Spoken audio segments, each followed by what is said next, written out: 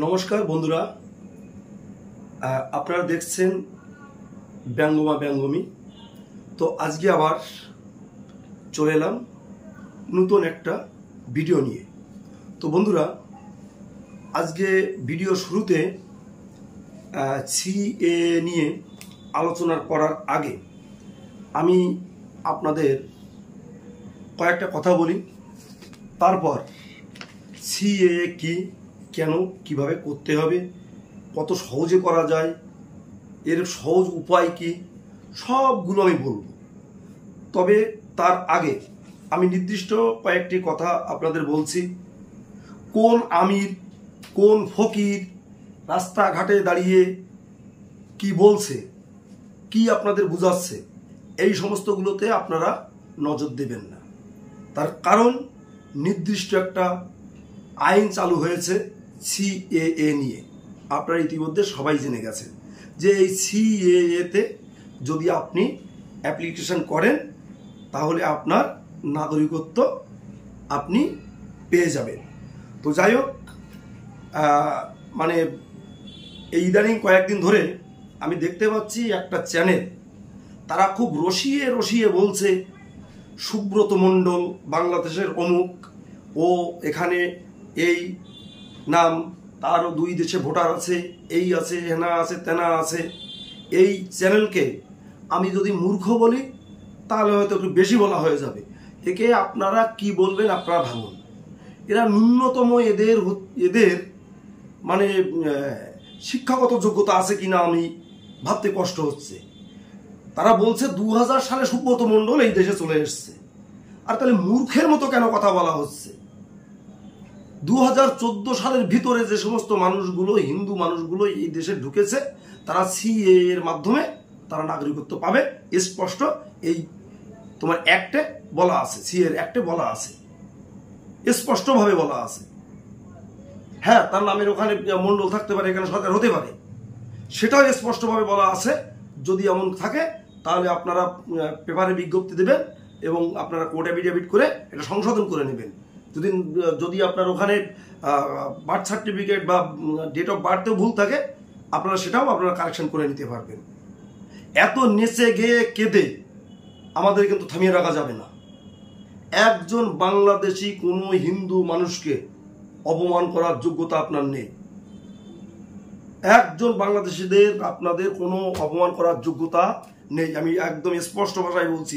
পূর্ব বাংলার যে উদ্বস্ত মানুষগুলো এখানে আছে তারা খাঁটি ভারতীয়। রাতের অন্ধকারে আমার 14 পুরুষ বাপ ঠাকুরদাদারা যখন ঘুমিয়েছিল, রাতের অন্ধকারে যে সমস্ত মানুষগুলো এই দেশকে আমাদের বাপ ঠাকুরদাদা, আমাদের পূর্বপুরুষরা জানতে পারলো না, রাতের অন্ধকারে কাদের স্বার্থে, কোন স্বার্থে এই দেশ ভাগ করলো, বিভক্ত করলো, তাদেরকে বেনাগরিক করব এবং করতে হবে। এটাই আমাদের দাবি, এটাই আমাদের দাবি। আমাদের একটাই কথা, আপনারা কেউ দুর্বল হবেন না। কারো কোনো কথায়, কোনো আমির ফকির কে কি বলছে এই সমস্ত ফালতু কথায় আপনারা কান দেবেন না। আর এই যে সমস্ত চ্যানেলগুলো নেচে গিয়ে কেঁদে কেটে করে বলছে, বহু অঙ্গভঙ্গি দিয়ে, ও বাংলাদেশ থেকে এসছে, ও বাংলাদেশ থেকে এসছে। অবশ্যই পূর্ববঙ্গ থেকে যে সমস্ত বাংলাদেশি আজকেও আসবে, তাদের জন্য আমরা লড়াই করছি এবং করব। এটাই হচ্ছে কথা। এর বাইরে আমি আপনাদের বলবো যে যেখানে এই ধরনের অসভ্যতা দেখবেন আপনারা প্রতিবাদ করবেন, অবশ্যই আপনারা প্রতিবাদ করবেন। এই যে মানুষগুলো আমাদের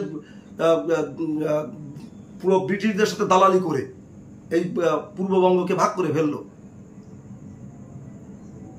তাদেরকে আপনি দায়ী করবেন না। কেন দায়ী করবেন না? আমরা তো রাতের অন্ধকারে এখানে পালিয়ে আসতে কেন বাধ্য হয়েছি? সেই 71-এর চিত্রগুলো আপনারা আরেকবার একটু দেখুন তো। দেখতে পাচ্ছেন? দেখতে পাচ্ছেন? লাখো মা বোনদের ইজ্জতের বিনিময়ে একটা দেশ পুরো বিধ্বস্ত হয়ে গেল। হিন্দুরা একের পর এক নির্যাতিত, নিপীড়িত হলো। সর্বোচ্চ হিন্দুরা সেখানে জীবন দিয়ে রাতের অন্ধকারে যে যেভাবে পেরেছে তারা পালিয়ে চলে আসলো। তারপরে একটা মানবিক আইন এদেশে চালু হলো। সেই আইনটাকে যারা বিদ্রুপ করছেন, যারা ব্যঙ্গ করছেন, তাদেরকে আইনের আয়ত্তায় আনবই আমরা। এটা একদম মানে যারা এই আইন নিয়ে আপনারা মানে বিভিন্ন সময় বিভিন্ন রকম কথাবার্তা বলছেন, তাদেরকে কিন্তু আমরা ছাড়ব না। এই আইনটা আমরা বাংলাদেশ থেকে যে সমস্ত মানুষগুলো এসেছি তাদের জন্য মানবিক আইন। আপনারা যারা বাংলাদেশ থেকে এসছেন, আমাদের হিন্দু ভাই বোন মায়েরা অতি কষ্টে আছেন, উপাসে সব জায়গা জমি বিক্রি করে দিয়ে এখানে একটু মাথা গোজার ঠাঁই করেছেন, তারা আপনারা চিন্তা করবেন না, চিন্তা করবেন না। আমি আপনাদের বলছি, আপনাদের সাথে একসাথে লড়াই করতে গেলে যদি আমার এই সার্টিফিকেট কেড়েও নেয়, আমার কিছু যায় আসে না। আমি 2014 সালের 31শে ডিসেম্বরের আগে ঢুকেছি। সেই সমস্ত তথ্য, সঠিক তথ্য দিয়ে এই দেশের সরকারকে বলেছি যে আমি এত এত তারিখে ঢুকেছি, আমি এই সিএ অ্যাক্টের মাধ্যমে আমি নাগরিকত্ব চাই।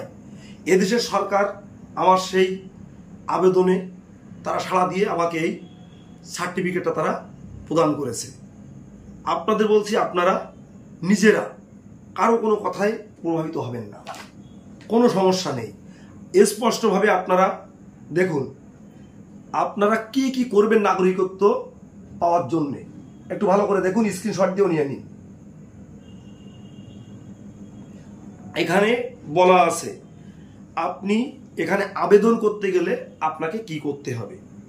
প্রথমত আপনাকে 2014 সালের 31শে ডিসেম্বরের ভিতরে এখানে ঢুকতে হবে এই দেশে। আপনি সেটা পাসপোর্টেও আসতে পারেন, আপনি সেটা চোরাপথে পালিয়ে দালাল ধরেও আসতে পারেন, বা যে কোনোভাবেই আপনি এখানে একবার এসে গেছেন 14 সালের ভিতরে, আপনাদের এই একটা মানবিক আইন, এই আইনের মাধ্যমে আপনাদের নাগরিকত্ব দেবে এবং দিচ্ছে, এবং অ্যাপ্লিকেশন হচ্ছে, প্রত্যেক দিন হচ্ছে। আপনারা ভয় পাবেন না। আপনারা আরো একটা পৃষ্ঠা আপনাদের দেখাচ্ছি, আপনারা স্ক্রিনশট দিয়ে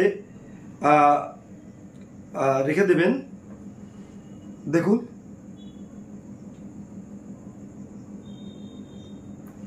এখানে বলা আছে যে ভারতের আপনি যে নাগরিকত্ব নেবেন, তাহলে আপনি কি কি কাগজ দেখাতে পারেন এখানে, যে আপনি 14 সালের আগে ঢুকেছেন। এখানে স্পষ্টভাবে বলা আছে আপনি যখন বাংলাদেশ থেকে এসছেন, ইমিগ্রেশনে একটা পাসপোর্টে সিল পড়েছিল 14 সালের আগে, সেটা আপনি দেখাতে পারেন।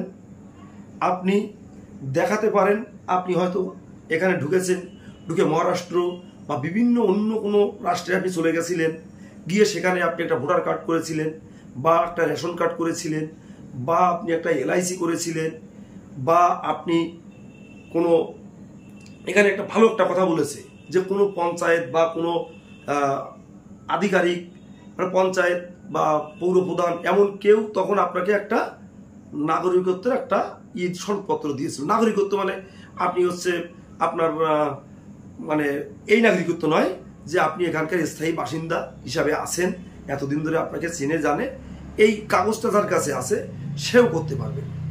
তাহলে আপনাদের একটা কথা বলবো যে আপনারা হয়তো অনেকে আপনাদের অনেক জায়গায় হুমকি ধামকি অনেক কিছুই দিচ্ছে, আপনারা একটুখানি না শক্তপোক্ত হয়ে দাঁড়ান, শক্ত হয়ে দাঁড়ান। আরও কিছু কিছু ব্যাপার আছে, যারা 14 সালের পরে এসছে তাদের কি হবে, তাদেরও কিছুই হবে না। আপনি হিন্দু, আপনি নির্যাতিত অত্যাচারিত হয়ে আপনি এই দেশে চলে এসেছেন, কিছুই হবেন না, ভয় পাবেন না। আচ্ছা, এখানে আরেকটুখানি আপনারা দেখুন যে সিএএতে আবেদন করতে গেলে আপনার কি কি ডকুমেন্টস লাগবে। এই দেখুন, আপনার স্ক্রিনশট দিয়ে নিয়ে নেবেন। আচ্ছা, দেখলেন? তাহলে বাংলাদেশ, আফগানিস্তান এবং পাকিস্তানের বাসিন্দা ছিলেন, তার একটা প্রমাণ। 2014 সালে 31শে ডিসেম্বরের ভিতরে আপনি ঢুকেছিলেন, তার একটা প্রমাণ। আপনি এই ভারতবর্ষে আসার আগে কোন তারিখে আপনি ঢুকেছিলেন তার একটা নির্দিষ্ট তারিখ, সেই তারিখের জন্য আপনাকে কোনো কাগজপত্র দেখানো লাগবে না। আচ্ছা, নিজের ভারতীয় যে ঠিকানা এখন আছেন সেই ঠিকানাটা আপনি কোর্ট অ্যাফিডেভিট করে বলবেন যে আমি এই ঠিকানায় আছি, এবং আপনি এখানে যে এসেছেন বাংলাদেশের থেকে সেটাও স্বীকার করে আপনি কোর্ট অ্যাফিডেভিট করবেন, এবং আপনার যদি কোনো কাগজপত্রতে ভুল থাকে সেটাও আপনি নটারি বা কোর্ট অ্যাফিডেভিট করে একটা বিজ্ঞপ্তি পেপারে দিয়ে আপনি সেটা সংশোধন করতে পারেন। এখানে বলেছে আবেদনকারী আফগানিস্তান, বাংলাদেশ, পাকিস্তান থেকে আগত হওয়ার প্রমাণস্বরূপ গ্রহণযোগ্য নথিপত্র কি কি হতে পারে। আপনি যে দেশের, এই 3 দেশের যেখান থেকে আসুন কি কি নথিপত্র হতে পারে সেটাও এখানে দেওয়া আছে, স্ক্রিনশট দিয়ে নিয়ে নিন। বলছে আফগানিস্তান, বাংলাদেশ এবং পাকিস্তান থেকে আপনি এসেছেন, পাসপোর্টের একটা অনুলিপি। আচ্ছা, তারপরে আরো বলেছে যে বাংলাদেশ, আফগানিস্তান বা পাকিস্তানের এখানে আপনার জন্ম হয়েছিল তার কোনো একটা সনদপত্র। আরো বলেছে যে আপনি বাংলাদেশ, পাকিস্তান, আফগানিস্তান এখানে স্কুল, কলেজ যেখানে পড়ালেখা করতেন তারও একটা কোনো লিখিত কাগজ। আরো এমনও বলা আছে যে ওখানে ওই দেশ 3টির ভিতরে কোনো মানুষ তার কোনো ওই দেশের কর্তৃপক্ষ দ্বারা যদি লিখিত আনতে পারেন যে আপনি বাংলাদেশে ছিলেন, তাতেও আপনার বাংলাদেশে প্রমাণের কাগজটা হয়ে যাবে। এমনকি কোনো দলিলের প্রমাণ, যেমন আবেদনকারীর পিতা, মাতা, দাদু, ঠাকুমা, পদদাদা, তার পদদাদা, এই যে 3-4টে পুরুষ, এদের যদি কোনো কাগজপত্র আপনি দেখাতে পারেন তাহলেও আপনার বাংলাদেশের কাগজটা আপনার প্রমাণ হবে। যাই হোক, এবার আপনারা একটুখানি দেখুন যে এই আইনে ধারাগুলো কি কি বলেছে। দেখুন,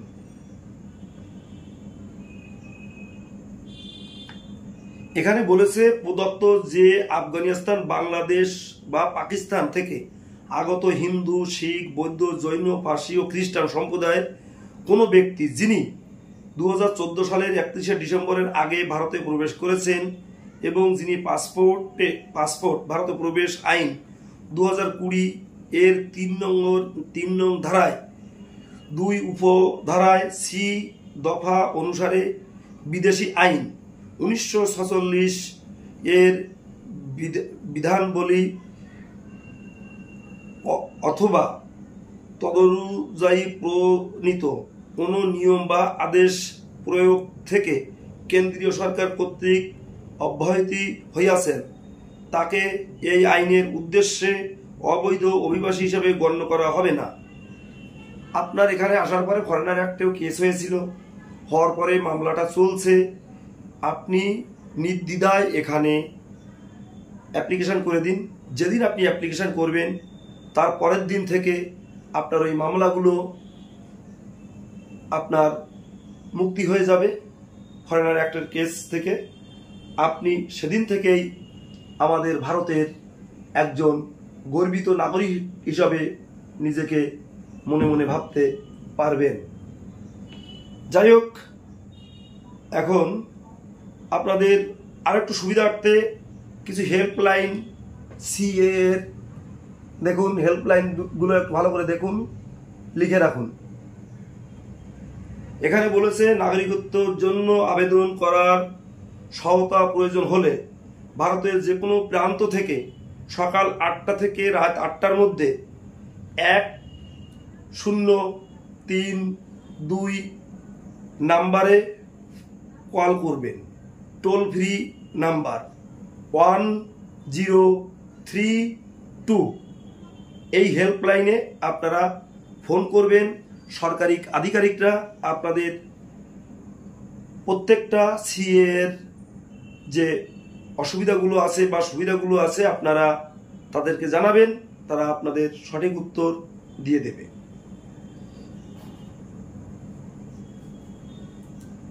এবার আর একটা দেখুন, 2015 সালের এই অর্ডার 2014 31শে ডিসেম্বর বা তার আগে আগত 6টি ধর্মের শরণার্থী ফরেনার্স অ্যাক্টে ছাড় দেওয়া হয়েছে।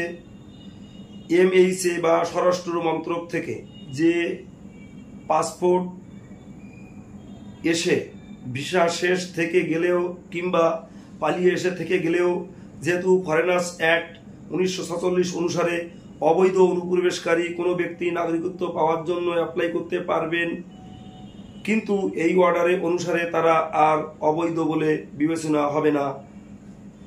তার মানে আপনি এবার আপনার নাগরিকত্বের অধিকার অর্জন করে নিতে পারেন CA 19-এ অ্যাপ্লাই করে। দেখে নিন।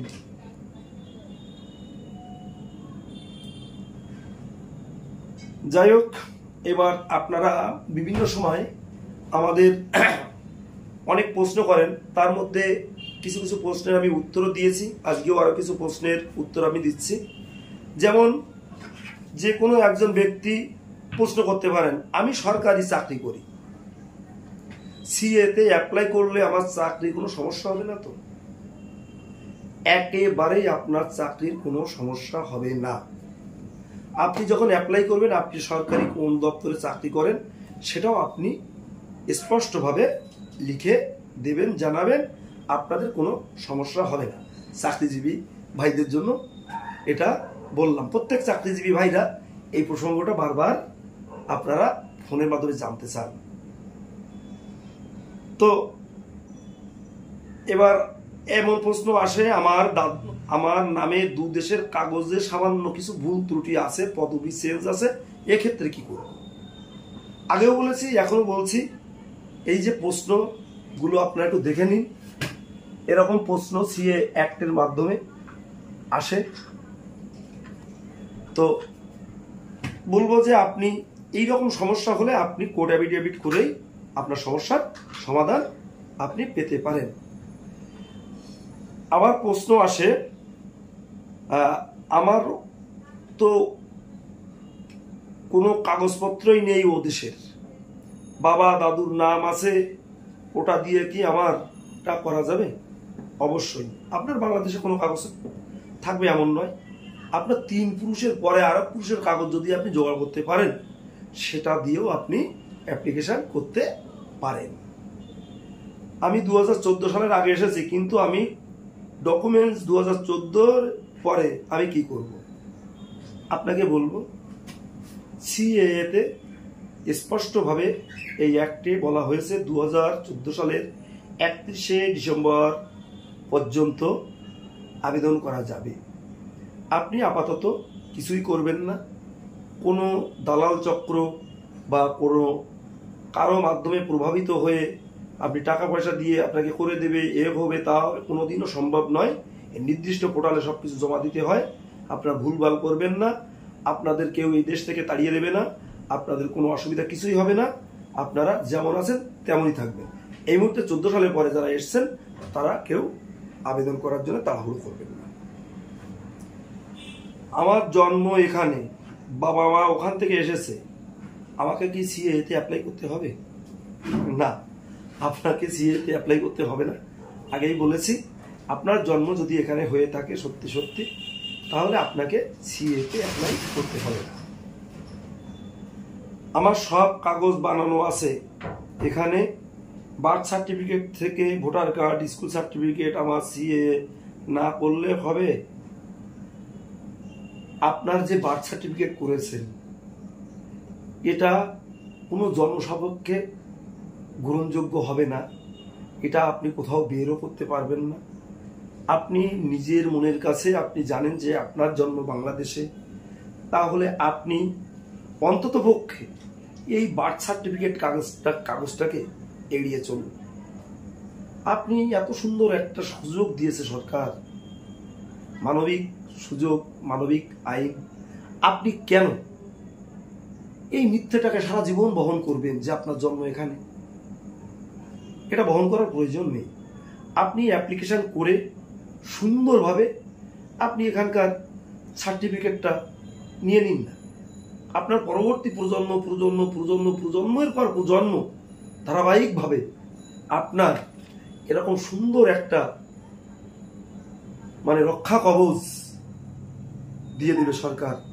কেন আপনি সেটাকে গ্রহণ করবেন না? যাই হোক, আমরা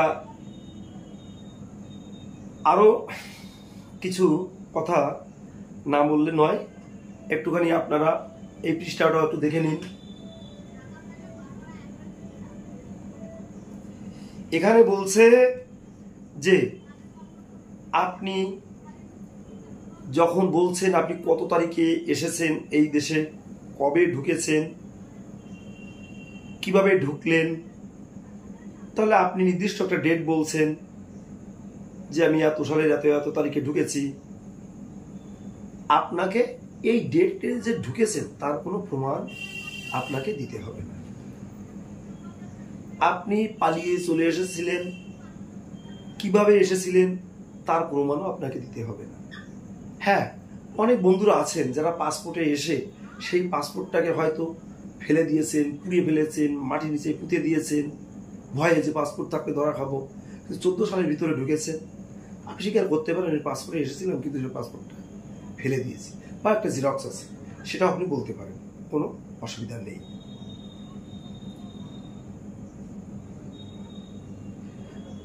যাই হোক, এখন আরো একটা পৃষ্ঠা আপনারা দেখে নিন, স্ক্রিনশট দিয়ে নেবেন আপনারা। মানে আপনি কিভাবে ভারতের নাগরিকত্ব অর্জন করতে পারেন, কিভাবে আপনার এটা নিবন্ধন করবেন, বংশক্রম ও মানে বংশানুক্রমে আপনি কিভাবে নাগরিকত্ব পেতে পারেন, টোটালটাই এখানে লেখা আছে। যেহেতু আমার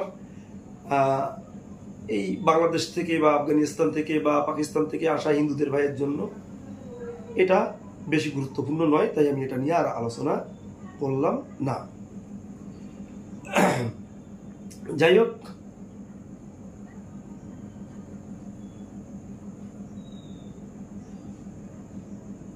এখানে একটা গুরুত্বপূর্ণ প্রশ্ন আছে। যদি কোনো ব্যক্তি এই ধারা আইনে নাগরিকত্বের জন্য আবেদন করেন, তাহলে তার আবেদনের তারিখে তিনি তারপরের যে সুযোগগুলো এখানে পেয়ে থাকেন সেইগুলো কি বাতিল হয়ে যাবে? একদম না। তার মানে আপনি আপনার চাকরি, আপনার ব্যবসা, আপনার লক্ষ্মী ভাণ্ডার, আপনার রেশন তোলা, জমি জমা ইত্যাদি, মানে আপনি সরকারি যে সমস্ত সুবিধাগুলো ভোগ করছেন সেই সব সুবিধাগুলো আপনি অবশ্যই পেয়ে যাবেন, পাবেন, কিছুই আপনার বাতিল হবে না। এখন বিস্তারিত আজকে অনেক কিছুই আলোচনা হলো এবং এর পরবর্তীতেও আরো অনেক কিছু আলোচনা হবে, প্রত্যেক দিনই আলোচনা করব। আমি আমার এই বক্তব্য শেষ করার আগে আমি আরো কয়েকটি কথা বলে তারপর আমার কথাগুলো শেষ করব। সেটা হচ্ছে এই যে আমার যারা পূর্ববঙ্গ থেকে হিন্দু ভাই বোন, মা, দাদা, কাকা যারা আপনারা চলে এসেছেন, সেই 71 আমাদের জন্ম হয়নি। 71-এর গল্প বাবা, ঠাকুরদাদা, দাদুদের মুখে আমরা শুনেছি। সেই ভয়ঙ্কর নারকীয় হত্যাকাণ্ড, সেই ভয়ঙ্কর নারকীয় ধর্ষণ, খুন, সর্বোচ্চ যারা জীবন দিয়েছে, জীবন দিয়ে মূল্য চোকাতে হয়েছে, তারা সর্বোচ্চ মানুষ, সে সংখ্যাটাই ছিল হিন্দুদের। তো সেই অত্যাচার, একের পর এক অত্যাচার, ক্রমবর্ধমান অত্যাচার, সেই অত্যাচারে অত্যাচারিত হয়ে আস্তে আস্তে মানুষগুলো কোনো রকমের জীবন নিয়ে ধীরে ধীরে ধীরে ধীরে তারা পালিয়ে এখানে চলে এসেছে। আসার পরে এখানেও দেখছি এক শ্রেণীর মানুষ এই মানুষগুলোর পিছনে লাগার চেষ্টা করছেন। আমি বলছি ফল কিন্তু ভালো হবে না। মরতে আমরা শিখেছি, আমরা বাঙালি, জীবন দিতে আমরা প্রস্তুত। আমাদের কোনো বাঙালি ভাই, মা, বন্ধু কারো গায়ে যদি হাত ওঠে, কেউ যদি একটা বারের জন্য আর অত্যাচারিত হয়, আমরা কিন্তু বসে থাকবো না। আপনারা যাই করবেন হিসাব কিতাব করে করবেন। এই নিরীহ অসহায় মানুষগুলোর পিছনে আপনারা ভাববেন না কেউ নেই, আমরা জীবন দিতে প্রস্তুত। বন্ধুরা, আমি আমার ফোন নাম্বার আপনাদের শেয়ার করছি 9804682324 এবং বিভিন্ন জেলায় যারা আপনারা বিভিন্ন জায়গায় অ্যাপ্লিকেশান করবেন, কোথায় আপনারা এই হিন্দু সার্টিফিকেট পাবেন, কিভাবে পাবেন, প্রত্যেকটা ব্যাপার আমি আপনাদের বলে দেব। এবং আমি যে নাম্বারগুলো আপনাদের বলছি, এই নাম্বারগুলো বিভিন্ন জেলার প্রতিনিধি যারা আছে, যারা আপনাদের হেল্প করছে, হেল্প সেন্টারের মতো তারা রাত দিন 24 ঘন্টা এক প্রকার খেটে নিরলস পরিশ্রম করে আপনাদের অ্যাপ্লিকেশন করে দিচ্ছে, তাদের নাম্বারগুলো আপনারা লিখে রাখুন। আমাদের নদিয়ার একজন মানবিক মানুষ, উনি থাকেন নদিয়া শান্তিপুরে, গৌতম দা, অতি আমার প্রিয় ভাজন একজন মানুষ। তিনি প্রচুর লোককে হেল্প করছে। আপনারা তার নাম্বারটা লিখে নিন 8768583031। আমার এক ভাই স্বরূপ, ও থাকে কেষ্টপুরে, তার নাম্বার, আগে ল্যান্ড নাম্বারটা আপনারা ইউজ করেন ভালো হবে, হ্যান্ড ফোনে হয়তো তার খুব ব্যস্ততা আছে, ল্যান্ড ফোন নাম্বারটা নিন, হ্যান্ড ফোন নাম্বারটাও বলে দেব। ল্যান্ড ফোন নাম্বার হলো 03348160481। স্বরূপদার ফোন নাম্বার 7605841314। আপনি সারা ভারতবর্ষের যেখানেই থাকুন না কেন, এই স্বরূপদার দুটো ফোন নাম্বার খোলা থাকবে, আপনারা তাকে ফোন করবেন। প্রত্যেকটা রাজ্যের জন্য সে আপনাদের গাইডলাইন দিয়ে দেবে, প্রয়োজনে এখানে বসে আপনাদের অ্যাপ্লিকেশনও করে দেবে। আমার আর এক অতি প্রিয় ভাই, সে থাকে বিপুল, থাকে ব্যারাকপুরে, খুব ভালো ছেলে। তো তার নাম্বারটা বলছি, আপনারা লিখে রাখুন 8240242530। আমাদের বনগাঁর ভাই, আমাদের অতি প্রিয় ভাজন, বনগাঁ বাগদার ওই দিকে যারা আপনারা আছেন, তাদেরকে বলবো অনুগ্রহ করে আপনারা ওদিকেই একটু যোগাযোগ করবেন। সুমন খুব ভালো ছেলে, ও খুব ভালো কাজ করছে, ওর কাজের স্পিড আছে, হাতের গতি আছে। ওর নাম্বারটা হচ্ছে 8926768485। আপনারা বনগাঁ বা অশোকনগর, ঠাকুরনগর, ওই দিক দিয়ে যাদের আপনাদের ওখানে সুবিধা হয়, আপনারা আমাদের ছোট ভাই সুমনের কাছে চলে যাবেন। আর বিশেষ করে বলবো, বারাসাত কোর্টের আশেপাশে বা বসিরহাট এই সমস্ত অঞ্চলে যারা তোমরা আছো, আমাদের প্রিয় ভজন ঝন্টু, আমাদের ভাই, তার নাম্বার 9804471220। ওকে আপনারা ফোন করতে পারেন। তো যাই হোক, আপনাদের যে হিন্দু সার্টিফিকেট আপনারা কোর্ট অ্যাফিডেভিট করবেন, আপনারা কিভাবে করবেন, আপনাদের টোটাল বিস্তারিত সমস্যার কথা ওদেরকে আপনারা জানাবেন। যদি আপনারা এই কাগজগুলো জোগাড় করতে আপনাদের সমস্যা হয়ে যায়, কোথায় গিয়ে আপনারা কোর্ট অ্যাফিডেভিট করবেন, কোথা থেকে সার্টিফিকেট আনবেন, কোথা থেকে আপনি হচ্ছে এই পেপারে বিজ্ঞপ্তি দেবেন, এই সমস্ত যদি সমস্যা আপনাদের থেকে থাকে, এদের সাথে আপনারা আলোচনা করবেন, কোনো অসুবিধা হবে না। এটা আপনাদের সঠিকভাবে সঠিক গাইডলাইন বলে দেবে। তো যাই হোক বন্ধুরা, আপনারা সুস্থ থাকবেন, সুন্দর থাকবেন, ভালো থাকবেন। আর আপনারা অবশ্যই চ্যানেলটাকে সাবস্ক্রাইব করবেন এবং আপনারা আমাদের এই মূল্যবান প্রতিবেদন আপনারা শেয়ার করে সারা দেশে এবং দেশের বাইরে আমাদের যে সমস্ত বাঙালি ভাইরা আছে, তাদেরকেও এই অ্যাক্ট সম্পর্কে জানার জন্য শেয়ার করে ছড়িয়ে দিন। তো যাই হোক, আর বেশি কিছু কথা আপনাদের বলবো না। আপনারা ভালো থাকেন, সুস্থ থাকেন, সুন্দর থাকেন। আজকের মতো আমি শেষ করলাম। ধন্যবাদ।